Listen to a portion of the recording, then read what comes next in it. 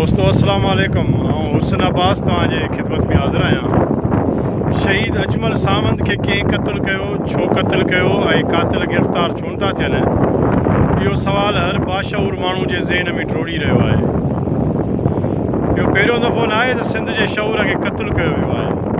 हिन खां अॻु में बि सिंध जो शऊर क़त्ल थींदो रहियो आहे, यूनिवर्सिटियुनि में, शहरनि में, मुख़्तलिफ़ तइलीमी इदारनि में, पर कातिल अॼु ॾींहं ताईं न आहिनि पकड़िया विया।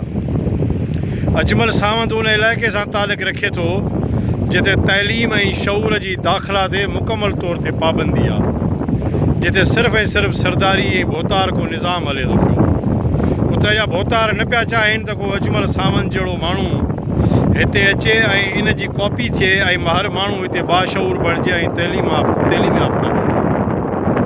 अजमल सावंत जहिड़ी तइलीम सिंध में, पाकिस्तान में सिर्फ़ु 4 माण्हुनि वटि हुई।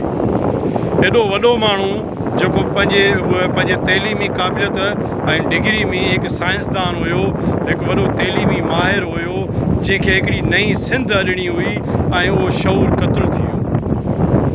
उन जा पेरा जेके आहिनि उहे सरदारनि ऐं भोतारनि ॾे वञनि था पिया। सिंध ते 15-16 सालनि खां नाअहल हुकूमत क़ाबिज़ आहे।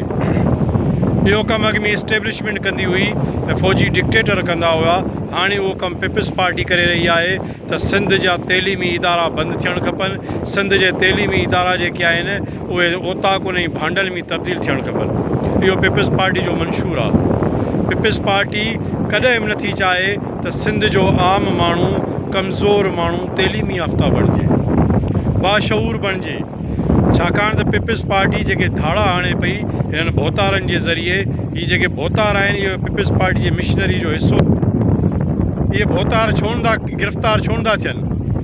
सिंध जे आम माण्हूअ खे हिननि भोतारनि जे ख़िलाफ़ु नफ़रत करणी पवंदी, बग़ावत करणी पवंदी। शहीद अजमल सावंत जा कातिल गिरफ़्तार थींदा जेकॾहिं सुंदराणी सरदार खे हथ कड़ियूं लॻनि त कलाक जे अंदरि कातिल गिरफ़्तार थी वेंदा। पर छाकाणि त पीपल्स पार्टी सरदारनि खे बचाए थी पई, पीपल्स पार्टी ईअं ई जीअं धाड़ेलनि खे बचाए रही आहे, जीअं धाड़ेल पाले रही आहे। बहिराड़नि में कच्चे में हिकिड़ा धाड़ेल आहिनि जेके पीपल्स पार्टी पाले पई, ॿिया धाड़ेल जेके शहरनि में मौजूदु आहिनि। सॼी सिंध धाड़ेलनि जे कब्ज़े में आहे, लोफरनि जे कब्ज़े में आहे।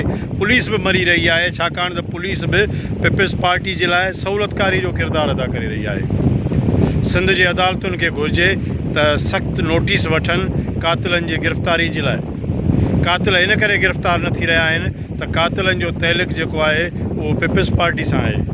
सिंध में हिकिड़ो अहिड़ो वज़ीर आला सिंध ते विराजमान आहे, अहिड़ो वेझड़ाई जी तारीख़ में अहिड़ो ग़लीज़ तरीन वज़ीर आला सिंध ते कॾहिं बि न आयो आहे। मुराद अली शाह जहिड़ो वज़ीर आला हूंदो त पोइ सिंध जो हशर इहो ई हूंदो जेको थी रहियो आहे। सॼी सिंध में क्रोध आहे। सिंध जे माण्हुनि खे ज़ातियुनि, रंगनि ऐं नसुलनि में तक़सीम कयो वियो आहे। वॾेरा भोतार जेके गॾु खाइनि पीअनि था पाण में, पर उहे हेठि पंहिंजे बिरादरनि खे वेड़ाए रहिया आहिनि, उन्हनि खे मुख़्तलिफ़ ज़ातियूं, रंग ऐं नसुलनि में कन्वर्ट करे रहिया आहिनि। को बि माण्हू सिंध धरतीअ ते रही करे बि सिंधी थियण लाइ तयारु न आहे, छाकाणि त उनजो सरदार फलाणो ख़ान आहे, सरदार फलाणो ख़ान आहे। सिर्फ़ु इन करे ऐं मुसलसल पंहिंजे वतन सां, पंहिंजे धरतीअ सां पाण ई गद्दारी करे रहिया आहिनि। सिर्फ़ु ऐं सिर्फ़ु भोतार जेके आहिनि उहे पंहिंजे वाठनि, चमचनि जे ज़रिए, धाड़ेलनि जे ज़रिए, लोफरनि जे ज़रिए सॼी सिंध खे यरगमाल कयो वेठा आहिनि। आम माण्हू जेको कमज़ोर माण्हू आहे, आम माण्हू जेको बाशऊर आहे हिन वक़्तु, उनखे हिननि एतिरो त पीड़े छॾियो आहे जो रोज़गार जा वसीला उनजो मुआइशी क़त्ल सां गॾोगॾु उनजो जानी क़त्ल थी रहियो आहे। जीअं फ़सुल लहंदा आहिनि तीअं ई माण्हुनि जा फ़सुल लहणु शुरू थी वेंदा आहिनि। उन्हनि जूं सिसियूं, उन्हनि जे सिसनि जी भेल थियणु शुरू थींदी आहे। सिंध जे माण्हुनि खे घुरिजे त हिन जो सख़्ती सां नोटिस वठनि। पीपल्स पार्टी कॾहिं बि न चाहींदी त आम माण्हू तइलीम याफ़्ता थिए, आम माण्हू पढ़ियो लिखियो हुजे, आम माण्हू जेको आहे उहो मथे अचे। छाकाणि त पोइ सरदारनि जी सरदारी ख़तमु थी वेंदी, भोतारनि जो भोतार को निज़ाम तहस नहस थी वेंदो। आउं सम्झां थो, मूंखे बि ख़बर आहे, ऐं भोतारनि मूं ते जेके मुंहिंजे मासूम 5 सालनि जे पुट ते गोलियूं हलायूं वियूं, मुंहिंजी फैमिली ते गोलियूं हलायूं वियूं। असीं बीठा आहियूं ऐं इहा नफ़रत जेका आहे उहा जारी व सारी रहंदी। अजमल सावंत जो जेको क़त्लु आहे उन जा पहिरां सिंध गवर्नमेंट ॾियनि, पीपल्स पार्टीअ ॾियनि, पीपल्स पार्टी उन्हनि कातिलनि खे गिरफ़्तार नथी करणु चाहे।